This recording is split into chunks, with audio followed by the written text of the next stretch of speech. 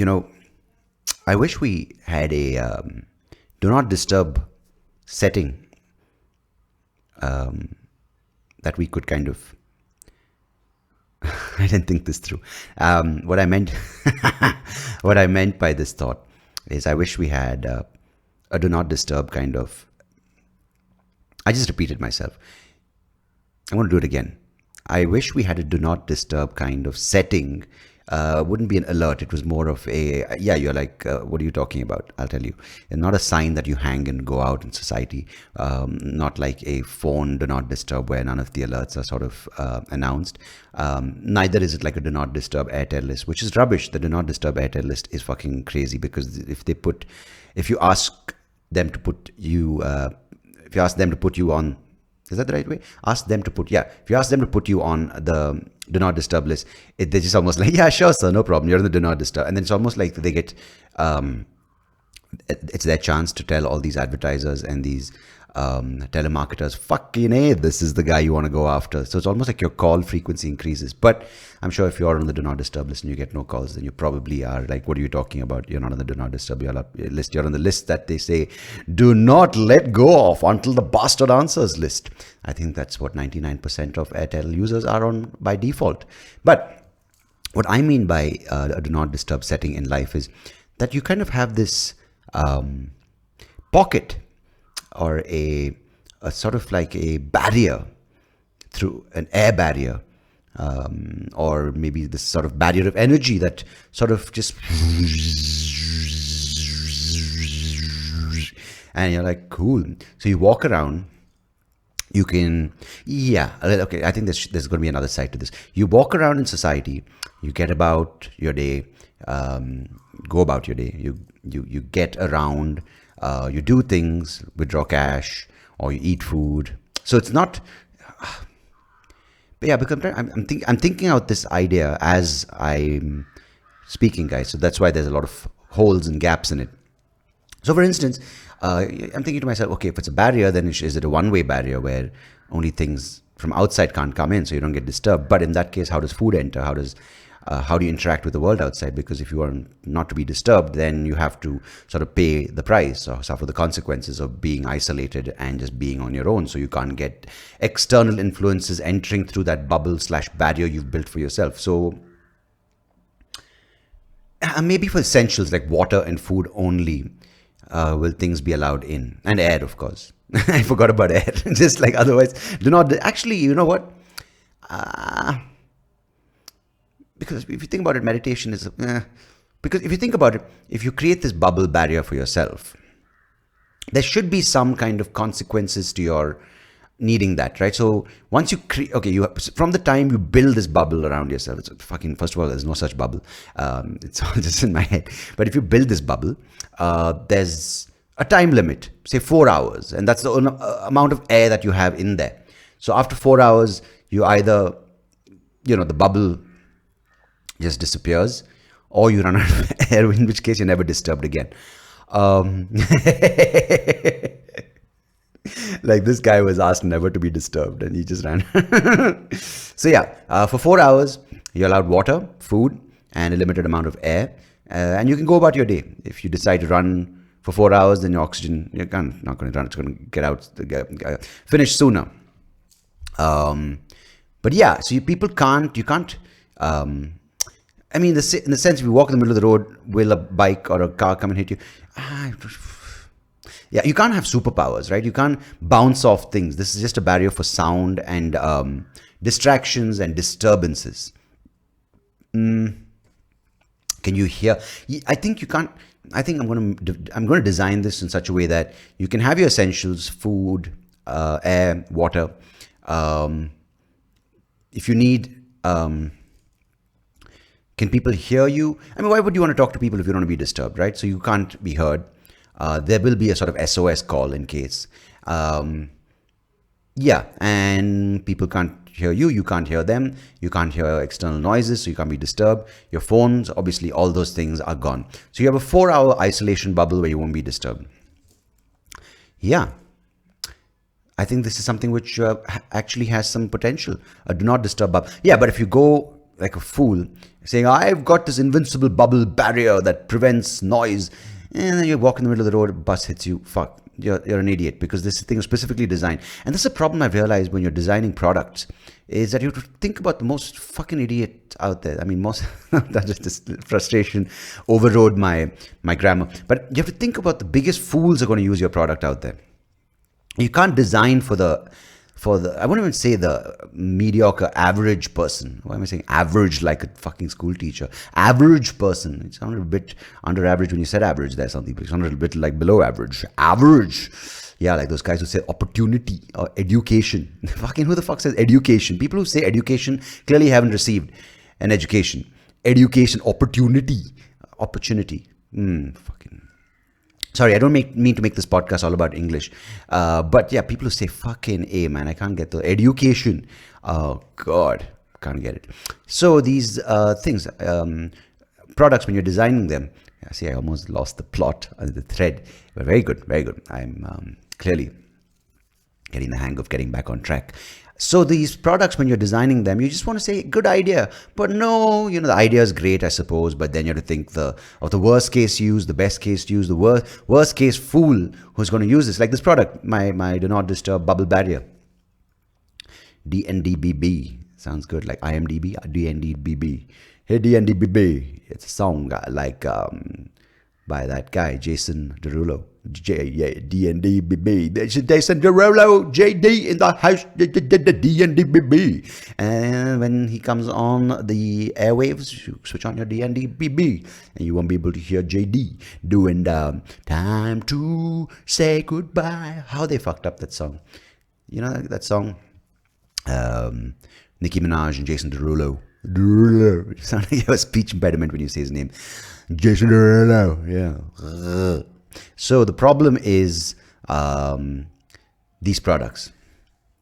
If I design this for the average person who doesn't want to be disturbed, or the above average, I don't design things for average people. For all of you, man, fuck it. Why am I going into the semantics? Because it's a podcast shoot. It is semantic. Interesting. So when I think about the guy or the girl or the human, let's just fucking call it human. I'm going to do that, guys. Fuck pronouns. I'm just going to call all of you just a human. You decide how you want to apply that to yourself. Don't put the fucking burden of proof or the burden of guilt on me. Fucking A. If you want to be called something, you just fucking perceive it in the way you want to. And this is something important, because if you want to be happy, it's about how you look at the world, because it's how you get angry with someone or jealous or pissed off or you attack someone. It's all about your interaction with them. Now, if you just want to have a happy life and you decide that, you know what, I'm just going to, what's the thing? Like a, water off a duck's back, or whatever you want to call it, oil off a fucking seagull's back, depends on which part of the world you're in. It's literally up to you how you perceive it. So I'm just going to go ahead and call you human, Auman, U-M-A-N, human, or if it's collective, Auman, O-U-R-M-A-N, Auman. Auman sounds German.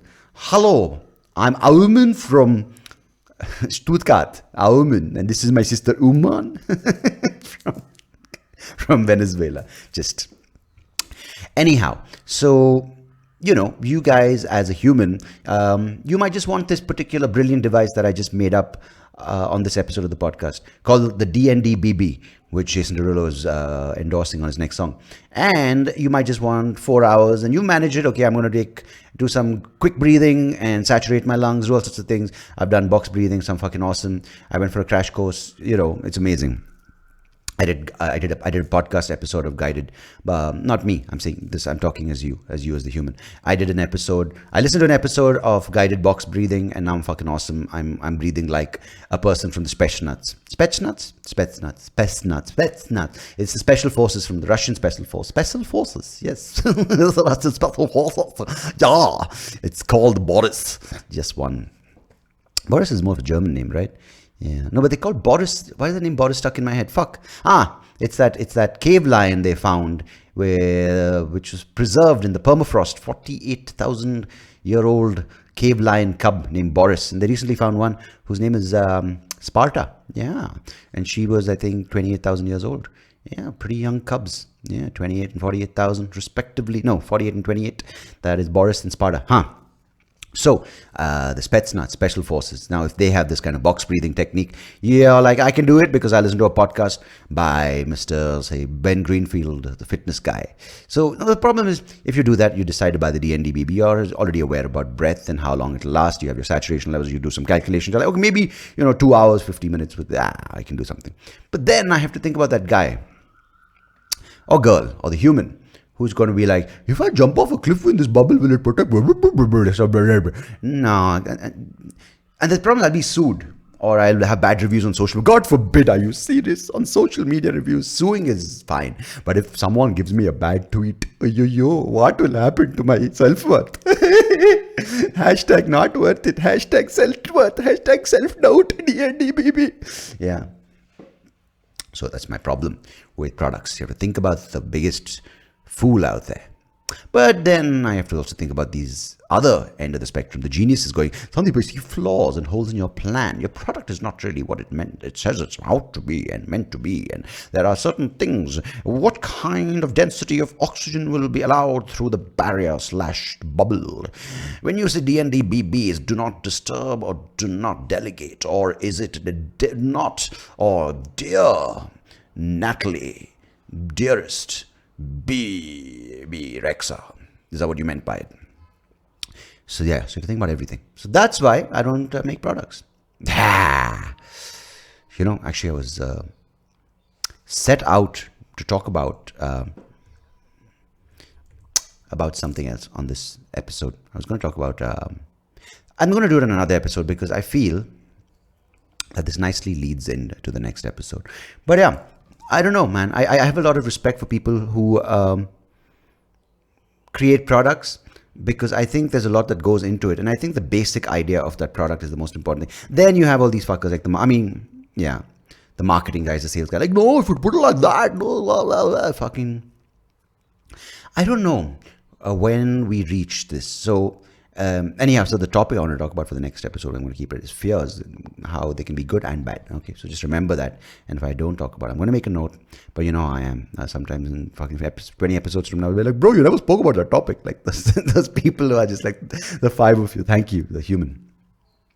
So there's something wrong with a situation when 90% of the importance is not given to the basics, but it's to how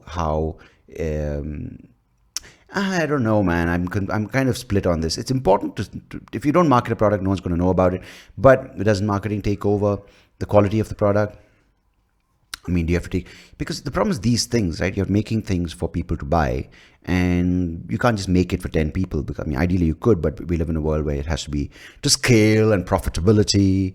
And then if you don't make a profit, then you don't get more money. And I'm sounding like one of those business 101 podcasts from from the Bay Area. So it's crazy. What I did, when I first came up with my product, it was my first semester of my MBA at Stanford. And what I thought is the best case scenario for one of these things, the applications are so vast. But I had to pivot. And I pivoted again. And I pivoted again. And I pivoted again.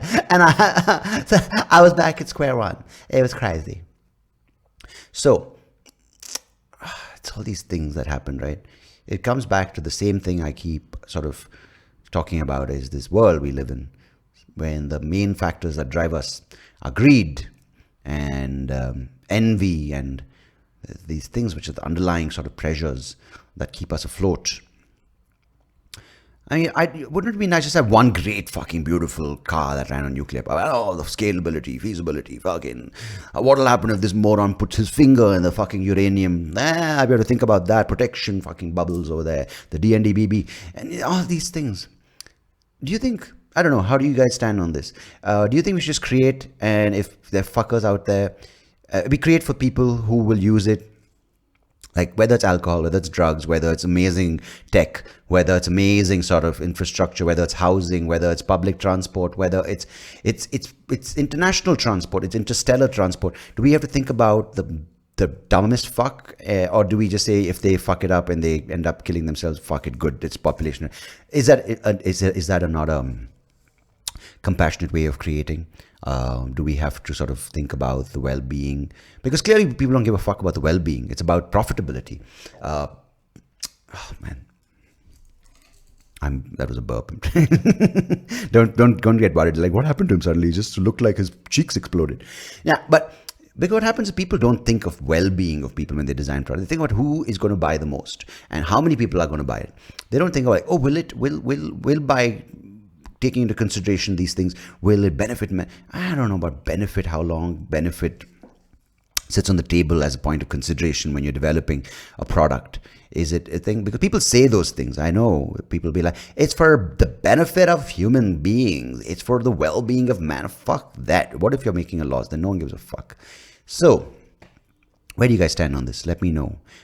You don't have to, but you can think about it. You don't have to let me know. If it's just a conversation that sets you off on your own journey of introspection and self-discovery, I'm happy. But if you do think you have a point to share on this, do drop a comment and I'll be happy to talk about it and also talk about the thing I was supposed to talk about on the next episode. Next episode. Hold up. Bum, bum, bum, bum, bum, bum, bum, bum, bum, bum, bum. So the do not disturb bubble barrier. That's the DNDBB or barrier bubble. The do not disturb barrier bubble. The do not disturb bubble barrier. Bubble barrier just doesn't, no one will take it seriously because the bubble barrier. It just sounds like a coral reef, the bubble barrier. But yeah, those applications of the bubble barrier can be applied, barrier bubble, can be applied to various things like the coral reef. The Great Barrier Reef, we can put it and protect things like habitats, people, vulnerable members of society. We can protect animals. I'll come up with different ways, but you have to let me know what your thoughts on this are. Are we creating, keeping in mind the biggest fools, or should we just create, ideate, design, and whoever uses it? This is all going forward into my plan of a better society, guys. A better, more evolved place for all of us, for you and for me and the entire human race. Michael Jackson. So let me know. I'd love to hear from you as always. And thank you for listening to this episode and every episode you've listened to so far and you will listen to in the future. For those of you who are listening to the Baby Bed podcast, the name has changed to the SoapyRao Show. If you're waiting for new uploads on the other channel, it's not happening, guys. You can't just wait there. I can't keep doing this thinking like, where does he put up all these episodes? The SoapyRao Show. So if you have a friend going, where's our Baby Bed? 2 different names, but it's a similar podcast. And I'm doing the interviews. If you like the interviews, of course, let me know. Many more coming your way. But yeah, Baby Bed podcast is now called the SoapyRao Show. So come on, get with the program. Or just listen to the program, which is the podcast. It's a program. Yeah, thank you. Tell a friend. And yeah, my subscribers have gone up to 5 from 0. So it's fucking amazing growth. But you can keep it growing. I have no issues with growth. Neither does she. Till the next episode, my friends, on that cheap joke. Take care of yourselves. And yeah, stay safe, I suppose. Or yeah, just stay safe. I don't suppose. Stay safe and stay well and be happy and do whatever you have to for yourself. And don't let pronouns piss you off because you have control over your emotions. All right. On that preachy note. Bye.